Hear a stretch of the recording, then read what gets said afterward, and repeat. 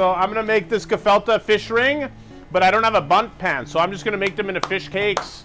We'll put them in the oven and should be really nice. Finally process the carrots and the dill. I'm gonna use my trusty Ninja here. 2 tablespoons of dill, and I'm gonna finally process it. You ready? Woo! Yeah, baby! Uno.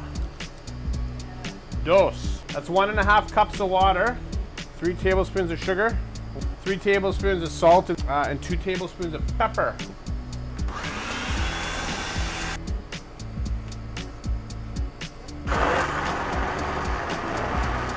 Two eggs. So I'm gonna mix that in.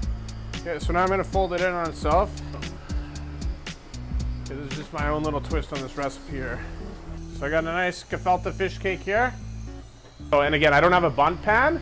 Traditionally, you would use it in like a bundt pan. So we'll just do like individual fish cakes for this. Oh, okay. It's the moment of truth. How good is James at following directions? Not very good, but let's see.